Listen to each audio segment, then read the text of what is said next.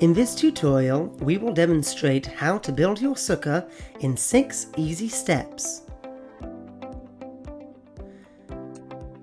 These are the materials you will be working with. Your sukkah from Sukkot Yerushalayim comes with a storage bag, a rubber mallet, lowered straps, clips for your canvas, and holders for your wooden crossbeams upon which you will place your schach. In addition, you might want to find a pair of clippers or utility knife, as well as a flathead screwdriver, as will be explained. The metal sticks comprise of beams which rest horizontally, which come in sizes of 1.5 meters, 2 meters, 2.5 meters and 3 meters, and poles which stand vertically. Poles comprise of corner pieces with 2 inserts at a right angle, and connectors with an additional 3rd insert at both ends. These connectors are used to join 2 beams to extend the width or length of your sukkah.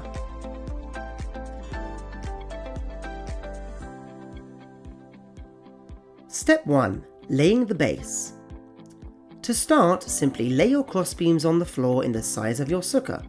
Leaving the pegs facing upward will provide extra stability, less concern of tripping, and greater ease in building your sukkah. Well done, you're nearly there. Just joking, no you're not. Step 2. Attaching the poles. First, attach a corner piece by sliding the inserts over the pegs and applying downward pressure using your weight to help you.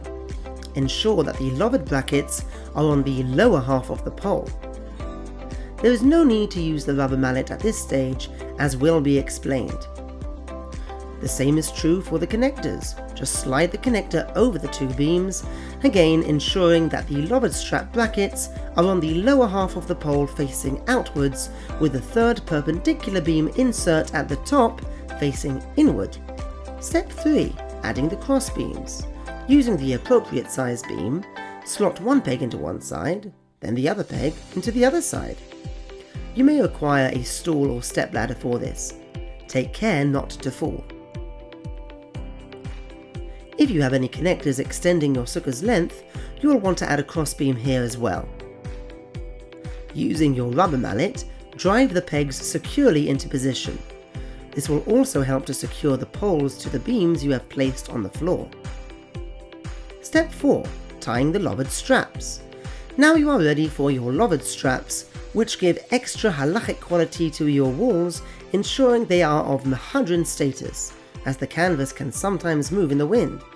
Decide where you want your door, then, taking care not to unravel the lowered straps, insert one end into the bracket of a corner pole adjacent to your door area so that the metal pieces link as shown, around the entire pole, not to one side.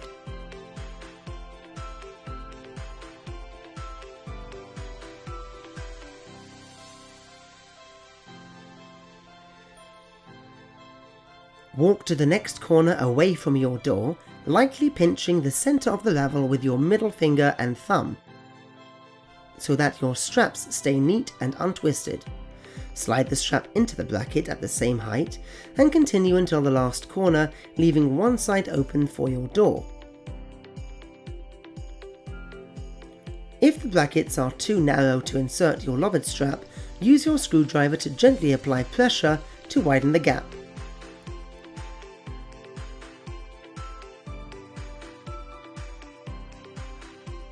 Link the metal pieces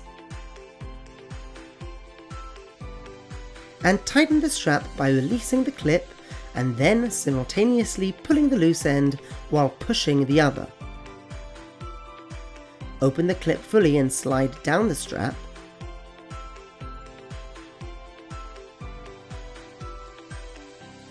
Insert the loose end and close the clip.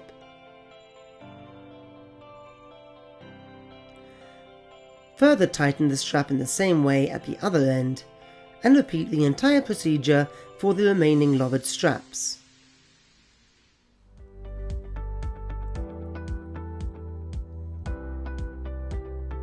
Ensure that your straps are tight and not twisted, as they are spaced precisely, and a twist will make them too far away from each other.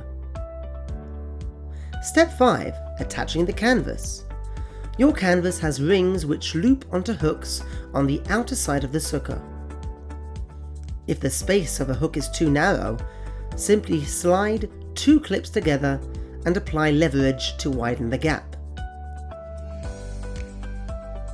Check your canvas is of the appropriate length, then loop each ring on the end over a hook and clip them to the frame of the sukkah with the hooks facing outward. The position doesn't have to be exact at this stage. Ensure that the correct side of your canvas is facing inwards. Attach the Velcro straps to the corner poles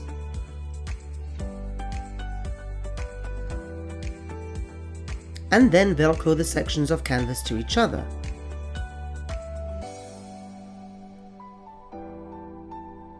The canvas measurements are exact, so the 2 sections at the final corner might be too far away. Stretching the canvas too much can also cause problems with opening and closing the zip of your door and might cause the canvas to rip. The solution is to insert your screwdriver into the raised lip of the clips and, one at a time, remove and reposition your clips so that the canvas all around your sukkah is tight, and direct the slack to the problematic corner.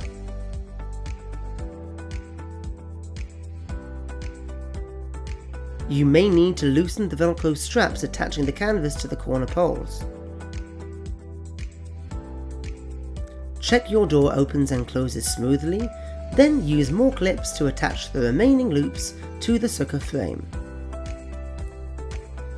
Finally, thread the Velcro straps at the bottom of the canvas underneath the sukkah frame and attach. Do this step last so as to allow your loops to adjust position if necessary. If you have difficulty inserting the fabric, slide your screwdriver underneath the frame and remove when finished.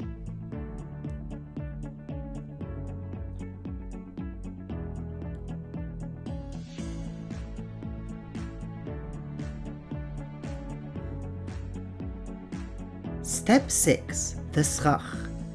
Your schach rests on wooden beams which are turned on their side for increased strength. If your sukkah is 2 meters by 2.5 meters, such as this one, your schach will roll out along the width of the sukkah. Otherwise, it will roll out on the length of the sukkah. Place your brackets and wooden beams about 30 to 40 centimeters away from the end of the frame. Place the schach on top and roll it out. Because your walls must be built before you lay your schach, ensure that your lovered straps and canvases are tight before this step. If you are rolling out your schach from inside your sukkah, don't forget to look down, as small particles may fall into the eyes. To ensure your schach doesn't fly away, place another wooden beam over the schach, parallel with the beam underneath. Then, tie the 2 beams together using a cable tie.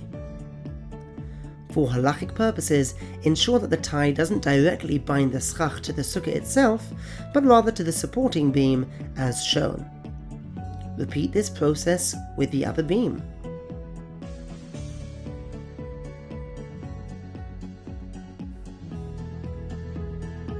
Your sukkah is complete. We wish you a Chag Sameach.